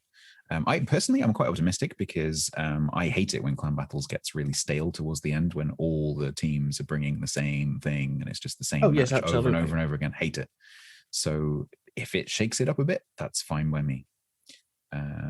But it's going to make it really hard for the teams because they're going to have to stay on the ball and react. But yeah, no, generally speaking, I'm kind of optimistic about that. Okay, we're doing fairly well with time. We've just come up to just coming up to 90 minutes. So we'll crack on. I'd like to talk a little bit about the community, so us, and the effect that we and our conversation is having on the game, and also have content creators as well. So Wonga asks, how much impact would you say the larger community contributors and streams have impacted the outcome of the initial period after the captain skill rework? We've touched on this briefly just now. Either of you got anything? If a certain community contributor or content producer that has a wide following says a certain thing or suggests a certain style of play, you definitely do see that style being mimicked by a lot of players. The Roma effect. To the tune Roma of 60 or whatever it was percent. Yeah, we shall, for the moment, it is the Roma effect. A popular CC has suggested that Deadeye Roma is a viable build.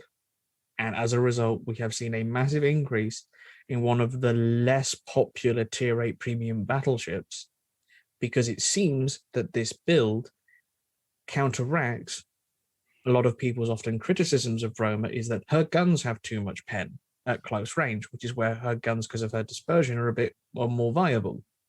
But now being able to hit ships at range, where your shells have slowed down and therefore aren't overpenning as much, means that she is now a better ship. And like, there's no way that the community, without that prominent highlight, there's no way that the community would have discovered that on their own. All these players playing individually, like maybe one of them would have said to a clanmate, "Hey, did you realize that Roma's better now?" But there's no way it would have had the same popularity that it's had. And that to me is so important, because if you look back to the beginning of the rework, when, for example, there was this thing going around about, okay, cruisers are dead. Cruisers are completely dead. Deadeye exists. You can't play cruisers anymore because you just get dead-eyed. That's true to a certain extent, because obviously battleships are now more accurate. At least the good ones are more accurate. The worst ones, I think, are less accurate.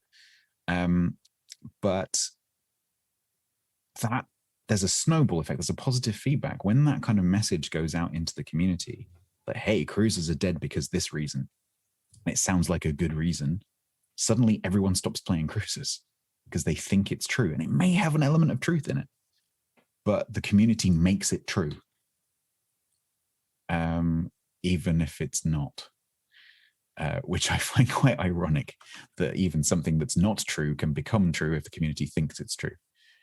And I think the changes that we're seeing in ship positioning, ship choices, to a large extent is driven by the community feeding back to itself. So I would implore you, if you're one of the people who just keeps taking Thunder into a battle, please just resist and play something different for a change, because we are making the game stale ourselves. And I'm not saying that, the Commander rework isn't the root of it, but we aren't helping ourselves. So do you three want to do a Troll? Wow, do you two want to do a Troll Conqueror division after this? Then? Yes, we should definitely do that. I almost got that sentence out. I just, to me, that Roma thing is just like a flashing beacon that says, hey, you're doing this to yourself. And I think right now content creators need to be really responsible for the content that they're putting out. I've tried to be very, very careful on stream, and okay, I'm not seen as an authority on anything particular in terms of gameplay, but some content creators are, and I think those people need to be really, really careful what they say, because everyone's going to do whatever it is that you say.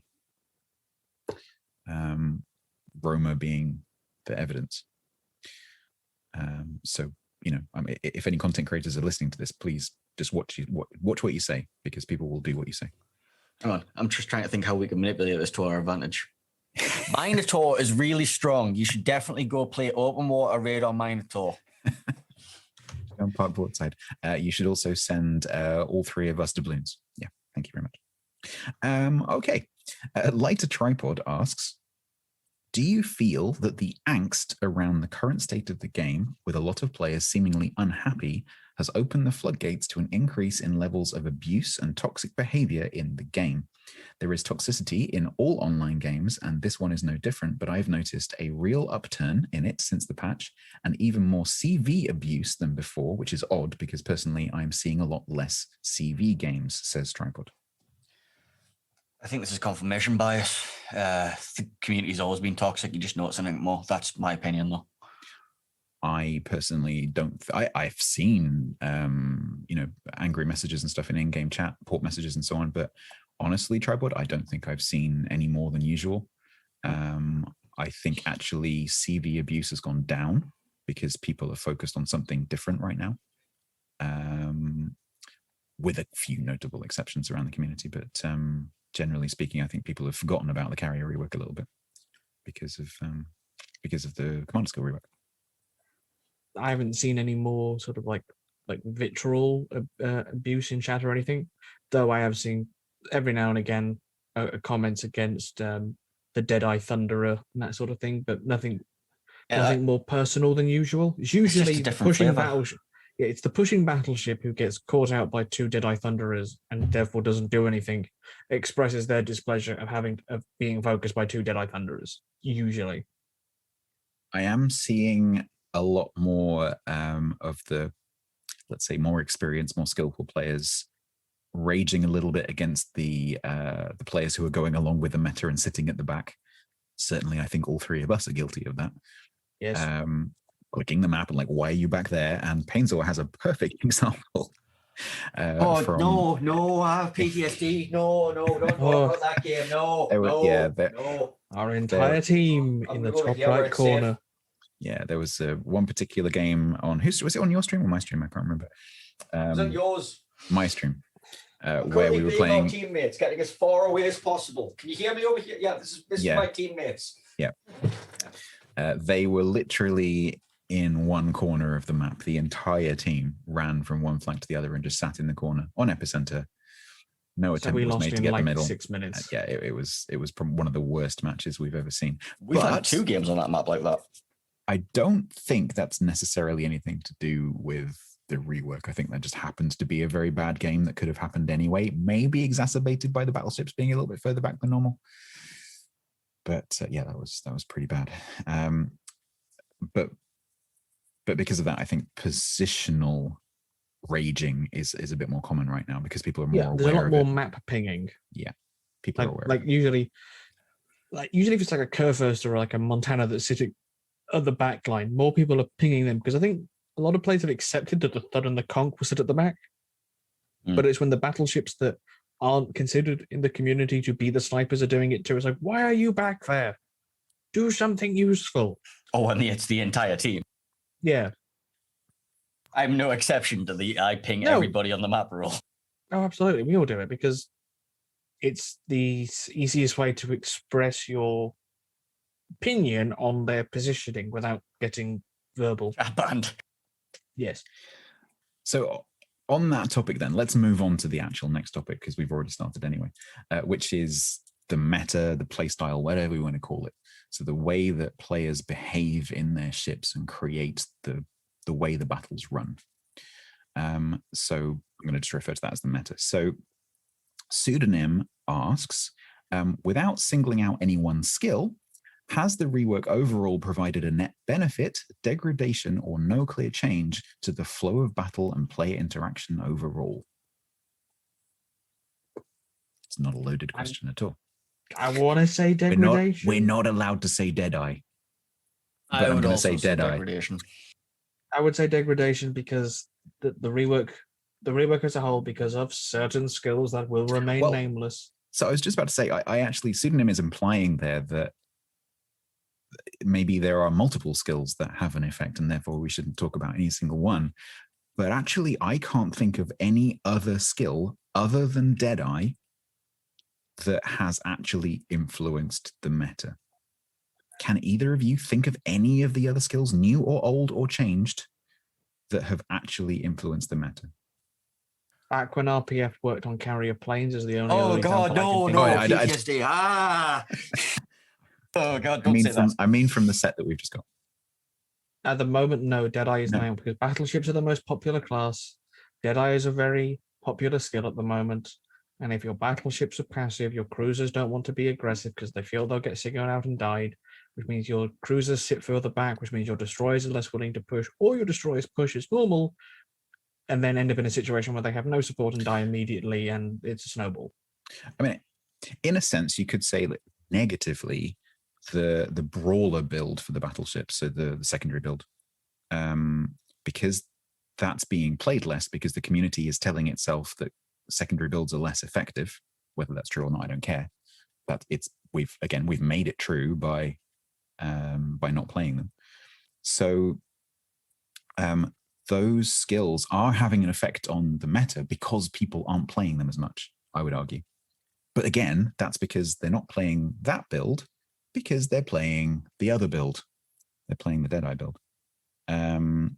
I can't think of, I'm looking at the skill tables and I cannot think of any other skill that has actually affected the meta, because that's the only new skill that actually has the ability to do that.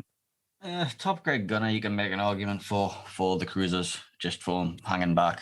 If you don't take concealment, you come out with top grade gunner. The cruisers, the super cruisers, the HE ones like Zuma and Shino. How many people have you heard say, "Oh my god, I can't believe all these top grade gunner cruiser players"? Well, if you look at the data for Henry, who is specifically one of the ones who is benefiting from it, like if you go minimum concealment Henry with your negative spotting range, like 20.3 kilometers, and the performance of Henry has gone way up, but people just haven't noticed it. It's flown under the radar. And the thing is, if people haven't noticed it, I suspect that it's not affecting the meta, because the meta changes because people notice things.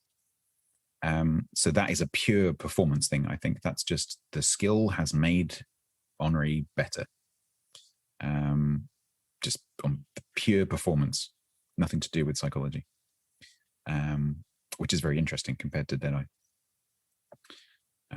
But yeah, pseudonym, I don't, we have to say Deadeye, I think, to answer that question. I'm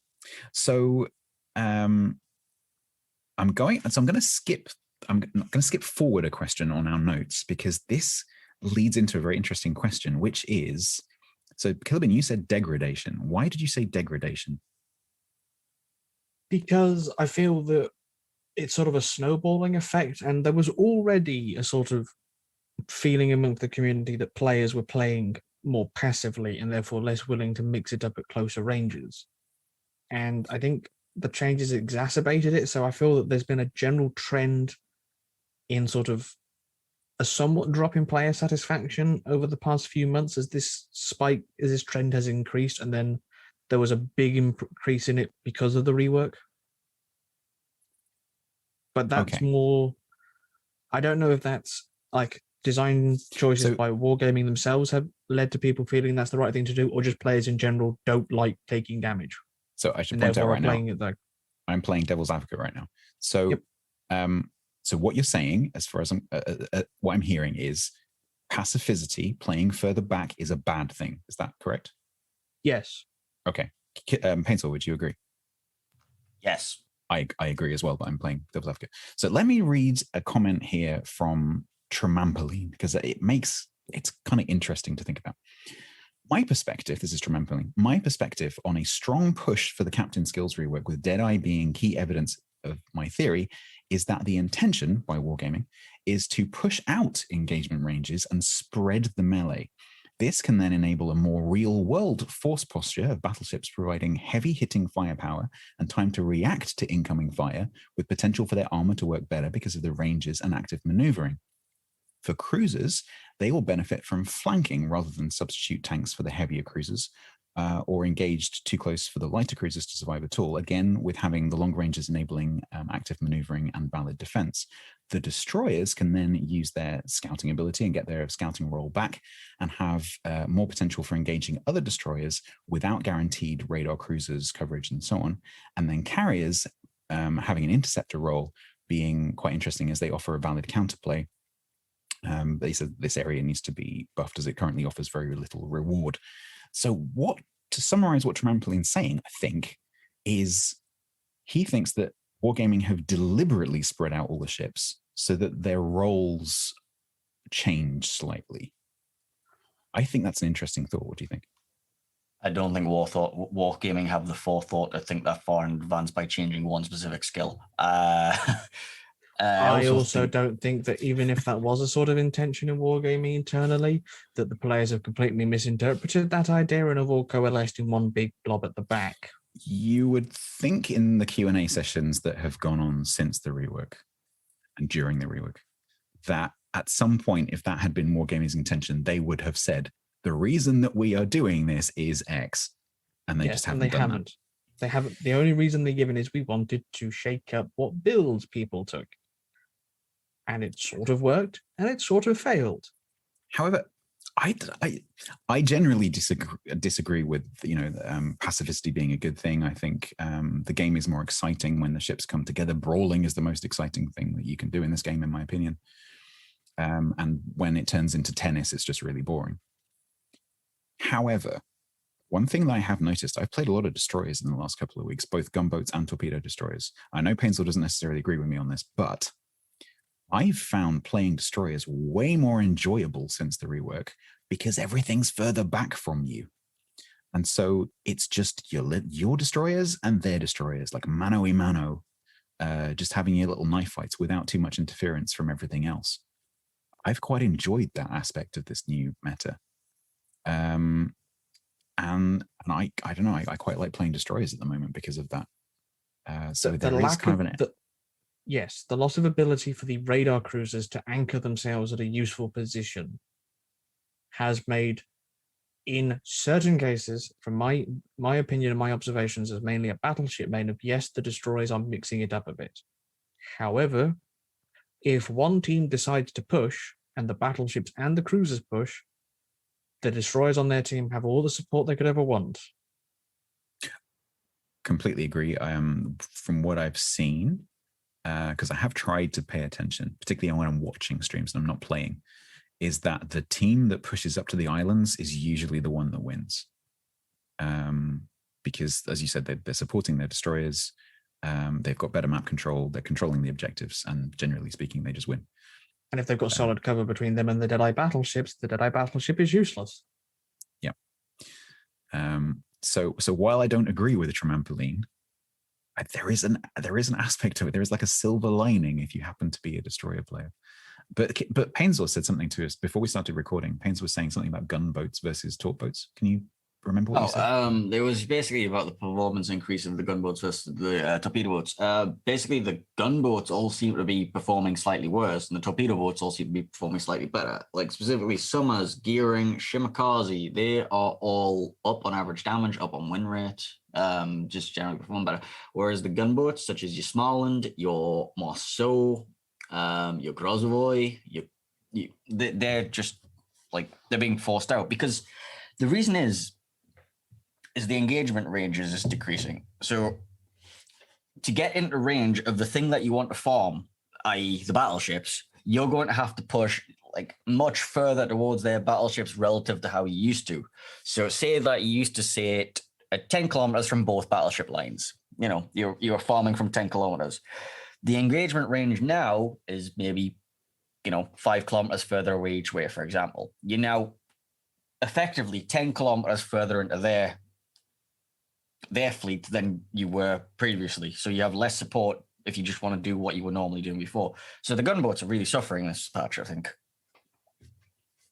If that made sense. It's really hard. I've heard theories that, again, like right at the beginning of the update, at the same time that people were saying, well, cruisers are dead because of Deadeye, people were also saying destroyers are really suffering because when they get spotted, the battleship sitting at the back whacks them.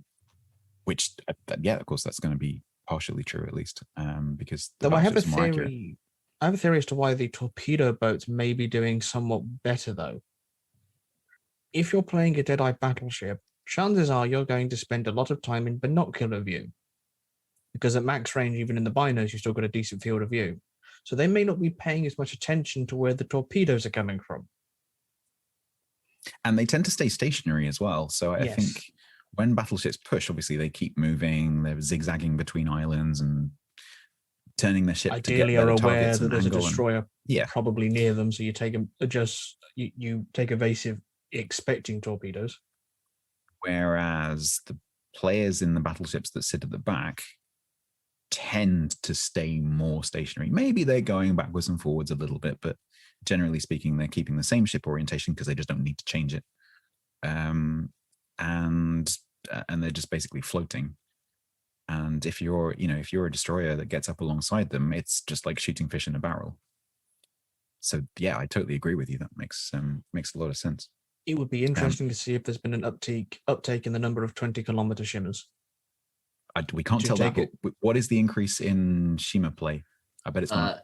in Shimmer play, it is up 30% over number of battles, 12% number of players. That's quite significant.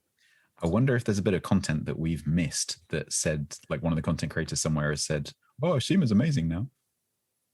All the destroyers are up quite a bit. Okay. No, none of the apart from torpedoes. Grozovoy and Kaba, which are both down. Kaba was awful. Nothing's ever going to fix her. Nothing massively rebuffed that ship. Grozovoy, though, that's surprising. Did you do per class? So did you cruisers down overall? Cruisers, the number of players for the majority of cruiser classes is way down. So those players have to go somewhere, and I think where they've gone is to both battleships and if you can't beat them, join them. Pretty much, yeah. So which brings me on to the final question, which is from Bats 10K. On EU, the typical random game seems to consist of 1 carrier, 4 to 5 battleships, 1 to 2 cruisers, and 4 destroyers. In my opinion, this makes life quite difficult for cruiser players, as you're often faced with having to try to get closer to the objectives with a crossfire of backline sniping battleships while spotted by enemy destroyers and the CV. What changes would you have Wargaming make to improve the popularity of cruisers? Reduce the effectiveness of the Deadeye battleship. Unironically, yes. It's just, yes. Comes back again to this feedback loop thing. I think that we're certainly seeing fewer cruisers. I think that's the data shows that. My experience in battles shows that. But it has this feedback loop because, like I was saying on stream the other day, if you are one of the cruisers that's like, I'm going to be brave and play a cruiser, and you spawn in and you are the only cruiser, and then you get spotted, and then all the battleships start shooting at you, that's going to want to make you not to play a cruiser. It's going to make you not want to play a cruiser. And so that makes fewer cruisers. And the longer that goes on, the fewer cruisers you see. And that feedback loop has got to be stopped. And the cause, whether it's the bonus the skill gives or whether it's the community's reaction to the skill, is irrelevant because the same net effect. The cause of the cruisers not being there anymore is Deadeye. And unless Wargaming addressed that, we're not going to see any cruisers. To me, it's as simple as that. I think Paints, are you in agreement? I think you are. Yeah, for the most part. Yeah. Like the only cruisers that are surviving through this currently appear to be Venezia, Henry, and Hindenburg, and it's barely. And those are the ones that can sort of withstand the kind of punishment from the battleships. You know, Venezia just manages to dodge everything. Hindenburg is ironically even further away than the battleships. And what was the other one? Somebody's got her black hole armor. Yeah.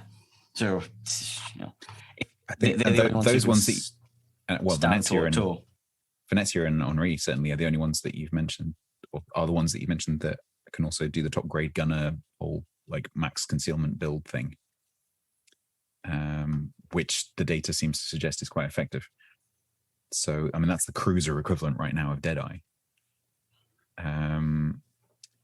So, you know, it's natural that if people are going to play a cruiser, they're going to play one of those cruisers because it's one of the currently effective builds. So yes, Wargaming, there is a problem. Whether it's with the actual skill or whether it's with players' perception of the skill is two sides of the same coin. We think as a community that you need to fix it somehow. Sooner rather than later.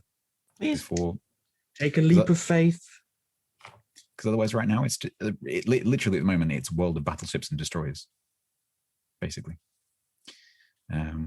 Which is a shame because cruisers is one of the most interesting classes. It's the class that has the most variety. It's the class that has the most utility. And a lot of players will say it's the most fun class. So I think it's a shame. I think I'd be interested to see like how the performance would go if only the non-overmatching battleships could access to Deadeye. That is an interest. Well, Conqueror would be okay because Conqueror would just fire HE. More about the cruiser popularity because, you know, if Conqueror is slinging HE, whatever. But if it's the Deadeye battleships that just AP overmatch your entire soul and delete you in one shot, that's That's the core root of the problem. That I think where we're not seeing enough cruisers, just because. Oh look, there you are. Bye. And that's yeah. I do wonder whether the ultimate solution, rather than trying to fix Deadeye, is simply remove Deadeye and replace it with something else. Well, that would benefit all of us, wouldn't it? It would be quite nice. And I think that Wargaming would earn major brownie points if they did so. Yes, I think so. I think that Stand up goes, we made a mistake. Here's a new skill. Yeah. And I pray that skill isn't as like completely the other way. Because I think that would have the desired psychological effect on the play style as well, because then everyone would be like, okay, Deadeye's gone now. That was fun, but it's gone. We can all go back to doing whatever it is that we were doing before. I think that would have the desired effect. Depending on what they replace it with, of course. Absolutely. I'm sure they would come up with something much better to replace it with. Anyway, right, we're coming up to 2 hours, so let's start to wrap this up now. So let's talk finally about what we expect to happen next. So what do you guys think is going to happen, like not necessarily for the rest of this patch, because I don't think anything different is going to happen over the next 2 weeks, but certainly in the next patch, the next couple of patches after that. Do you guys see anything happening with the player base, and do you see anything happening from Wargaming side? I expect to see a slight rise in the number of light cruisers with really good concealment, such as the Minotaur and the Worcester, because they can play around the caps more effectively. It's just whether you want to be brave or not. I think they might start seeing a resurgence. They won't be doing much damage, but they'll be getting the win rates in because they'll just go in, snipe the destroyers. Nobody's there to punish them. Bye, boom, boom. But long run, I don't think they'll be lasting very long. For me, it mainly depends on when Wargaming decide to go, right, that's enough day to review and adjust. The fear is that they'll sit on this for 4 or 5 patches and we won't see any major changes till the summer. And at that point, they may have done some irreversible damage to a lot of players' opinions of the game and the developers as a whole. So I would much prefer them to take a leap of faith and use not this patch's data, but next patch's data, when people can't just change builds on a whim, and use that as the grounds for any required adjustments. I think that's an important point. At the moment, I think there are a lot of people, it's probably not the majority, but I think a lot of people right now are just, I can take this weird build, so I'm just going to try it. I think there's a lot of that going on. And once players have to pay to do their resets, I think people are going to be a lot more careful about the skills that they choose. And I think that might settle things down a bit, because I think people are going to stop playing around with some of the weirder builds. They might stop playing around with the active passive kind of skills, the on-off skills, conditional skills, and maybe settle on the ones that are always on. I would guess that those will become less popular, and that might settle down the meta a little bit, but we're not going to know until we see. We can but hope. We can but hope. But ultimately, I just coming back to Deadeye again, I just think that's kind of the crux of the problem. And if you like, imagine a world for a second, just go into your Lotus position and just imagine a world where the patch notes come out in a week's time and it says, we've looked at the data, we've listened to your opinion, we're removing Deadeye and we're replacing it with this skill, which is quite sensible. If you remove Deadeye and you're just left with everything else, is that a world that we want to be living in? I think it is. Yes. There would be celebration followed by immediate suspicion. I said, the caveat is it depends what they replace it with. But let's assume that they replace it with something sensible. I think they're doing this. It's the old tactic of we'll cause one drama and then we'll cause another drama on the sly, and then we'll fix the first drama, and then hopefully it'll forget about the second drama. Like, you know what I mean? I'm hoping that the second drama is not. What's the second drama? The second drama is going to be la la la. Look over their submarines. There's going to be a 5th tab. No, absolutely. ever since they've announced this thing, and you mentioned that it makes it a lot easier for them to implement subs, I have agreed with that assessment. I've done all the testing for the subs available, and I don't think they'd be that as bad of an impact on the game than the carriers. However, my only caveat is I think the team size would have to be increased from 12 to 15 players aside. Completely agree. Luckily, we've made room for them all because Deadeye. Yes. Well, kind of, yeah. And again, you could say, oh, well, maybe Wargaming intended it that way, but I no, sorry, but no. We can't help but come back to, and as much as I've tried to avoid this in what I've been talking about in the last couple of weeks, in saying, no, I don't think Deadeye's a problem. No, it's, I have the data. I can conclusively say Deadeye is the problem. Even being skeptical, the conclusion you have to come to is Deadeye is the problem. So that's what needs to change. Wargaming, please listen. Okay. We've just gone over 2 hours. I think we're going to wrap it up there. Any closing comments you guys want to make?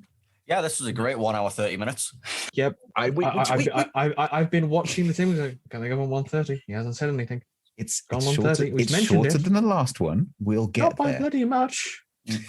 You two wanted to go on longer last time. We'll so we did, but this time we're trying to be listeners. concise. If you're sitting there tapping your watch, we apologize, but we hope that you've enjoyed the discussion. It feels like we've covered the main areas of concern in the community right now. I think we've covered the stuff that we wanted to talk about.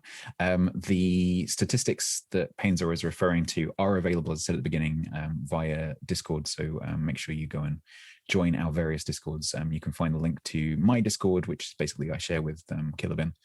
You can find that in my Twitch channel. You can find Painezor's Discord in his Twitch channel.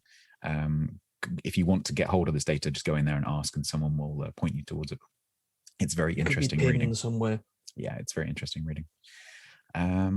So with that, I will close out. So thank you to you two for joining me for this second episode. We will be trying to do these every fortnight.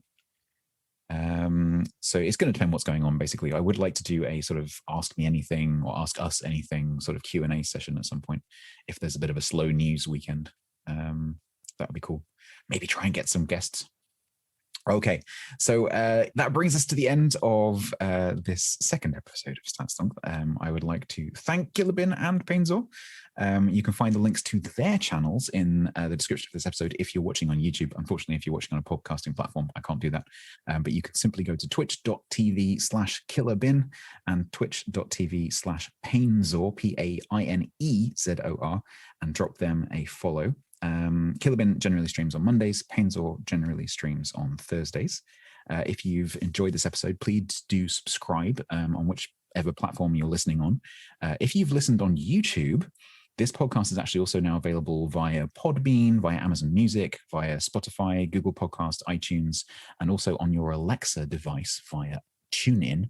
But apparently some of our viewers have done a bit of testing, and apparently Alexa prefers to hear StatsThonk over StatsThonk. So if you're having trouble, try that. We had a massive selection of questions to choose from this week, way too many to include, so apologies if we didn't get around to answering your question. If you'd like to submit a question for a future episode, keep an eye out for the question submission channel in my Discord. You can get a link to my Discord via my Twitch channel, as I said before. I've been Stats. You can find me at twitch.tv/StatsBloke Tuesdays, Wednesdays, Fridays, Saturdays, and Sundays. Take care of each other, and we will speak to you soon.